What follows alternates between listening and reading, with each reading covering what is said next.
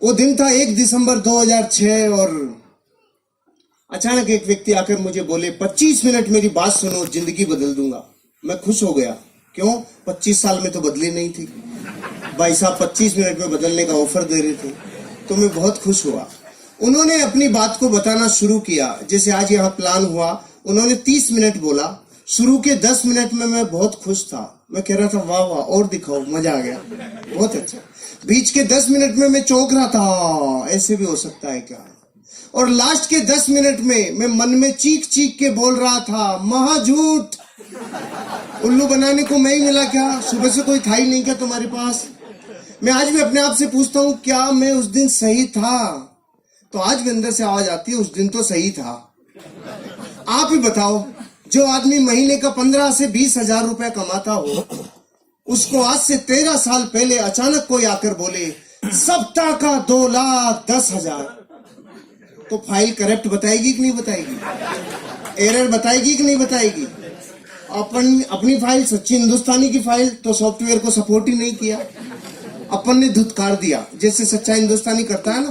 कोई भी नई चीज आती है तो पहली बार में उसको कभी हाँ नहीं करता, क्योंकि बड़कों ने सिखाया है बेटा, नई चीज आए, पहली बार आए, तुरंत हाँ मत कर देना, फंस जाएगा, उलझ जाएगा, गल जाएगा, नहीं, कभी नहीं करने का।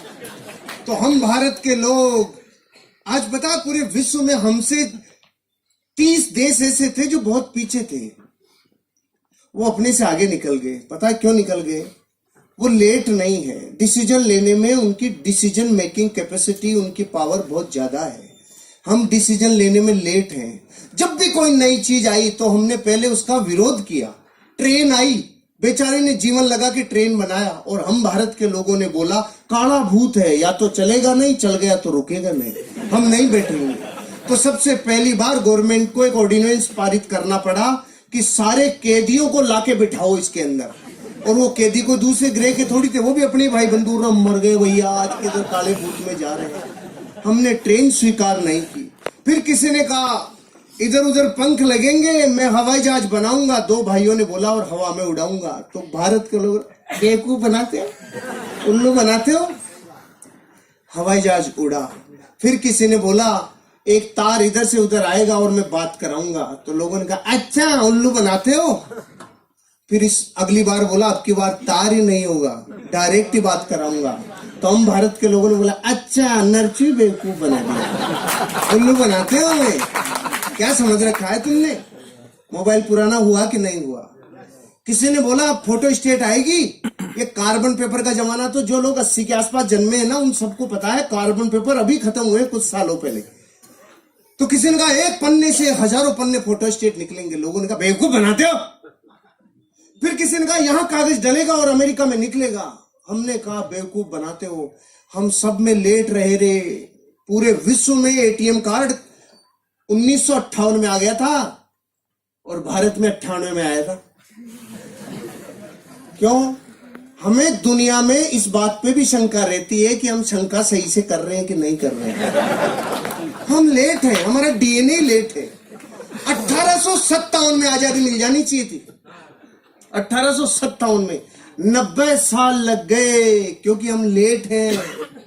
हम बाय डिफॉल्ट ही लेट हैं, क्योंकि ये वक्त हमें 2 चीजों में बिताने में मजा आता है। एक तो दूसरों के ऊपर दांत निकालने, करके बता, तो करोड़पति बन के बता। एक तो इसमें आनंद आता है, देखो वो कर लेंगे क्या, और जब वो कर लेंगे तो फिर बढ़ के पड़ते। हम लेट हैं, हम बाय डिफॉल्ट लेट हैं। जब पहली बार कुछ आया हम चौंक गए। यहां तक कि भारत में जब पहली बार बच्चे पैदा हो रहे थे तो हम चौंक गए। यो कहीं भाई छोटे ये क्या समझ में नहीं आया, ये क्या है? हम बाय डिफॉल्ट ही लेट है, हमारा डीएनए में शंका है। तो अपन ने भी वही किया जो सच्चा हिंदुस्तानी करता है, धुतकार दिया, नहीं किया। 5-6 दिन तक नींद नहीं आई, तो 5-6 दिन में उठापटक चली, सवाल आए मन में, जवाब आए। 5-6 दिन तक खूब नेगेटिव हो लिया।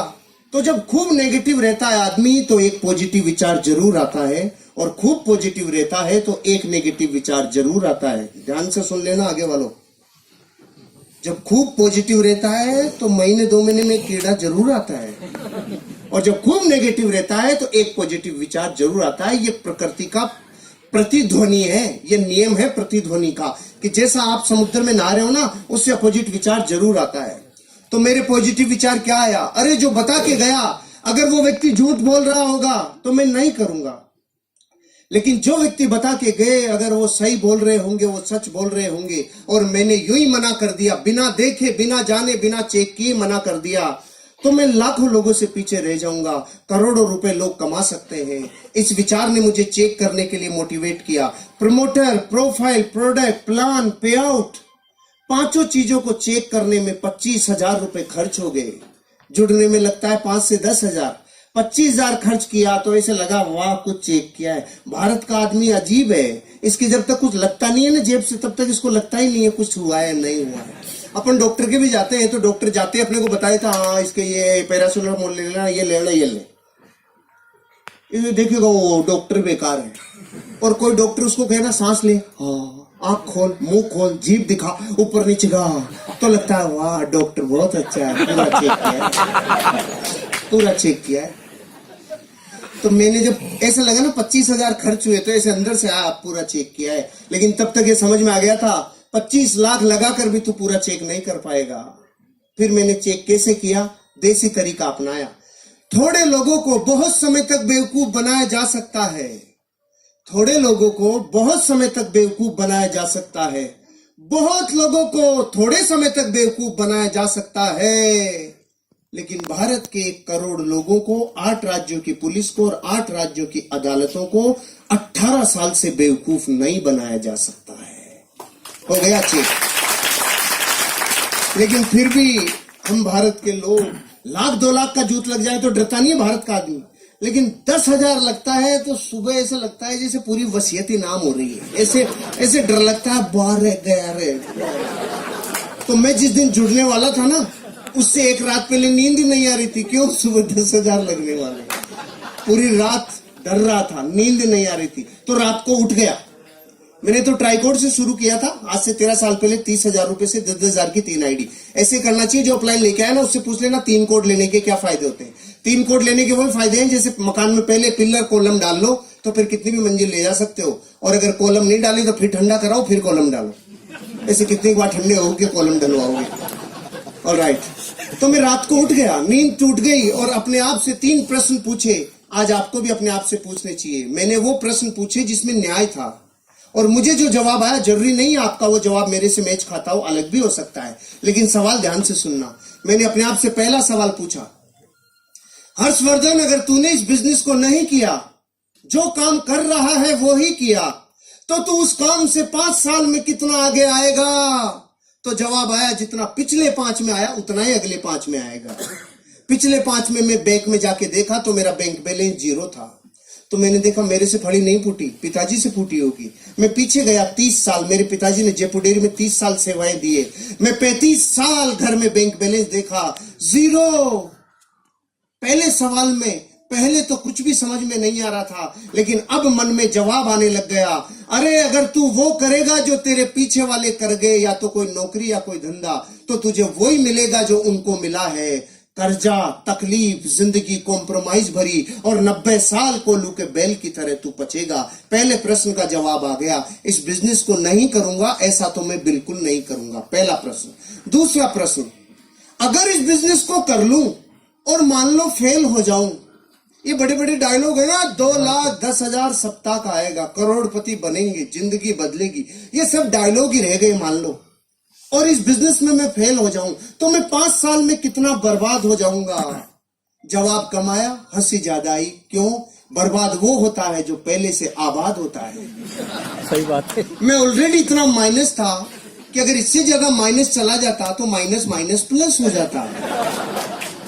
खोने के लिए कुछ था ही नहीं, पाने की अथाह संभावना। आपको समझ में नहीं आएगी, दोबारा पूछता हूं आपसे जिससे समझोगे। 50 साल में आपने भारत में कभी कोई अखबार में ऐसी खबर पढ़ी, बेचारे ने 10,000 रुपए की हल्दी, मिर्ची, धनिया, तेल, शैम्पू लिया था जो बर्बाद हो गया? नहीं आई ना? नहीं। तो आपके जुड़ने के बाद ही आएगी। अरे जो 50 साल में नहीं आई वो आगे भी कैसे आएगी? ये बिजनेस पान की थड़ी से कम में शुरू हो जाता है। पान की थड़ी लगाएं तो 25,000 रुपए लगता है, 8 घंटे रगड़े तो 400 रुपए आता है, और अगर नगर पालिका वाले थड़ी को उठा ले जाएं तो 10,000 देके छुड़ा के भी लाना पड़ता है। ये धंधा पान की थड़ी से 5 गुना कम में शुरू हो जाता है। और क्या बच्चे की जान लोगे आप? कुछ खोने के लिए नहीं है। फिर भी समझ में नहीं आया होगा आपको कि मेरे दूसरे प्रश्न का उत्तर मुझे हंसा क्यों रहा था। अभी आएगी हंसी। आप इस हॉल से बाहर अपने घर वापस जाओगे तो रास्ते में कोई माइकालाल आपसे 1 करोड़ रुपए छीन सकता है? क्यों नहीं छीन सकता? आप ताकतवर हो इसलिए? सामान्य कौन? छीनने के लिए होना भी तो चाहिए। जिसके पास जो है नहीं वो छीना जा सकता नहीं। तो अपनी भी हालत ऐसी थी, खोने के लिए कुछ था ही नहीं, पाने की अथाह संभावना थी।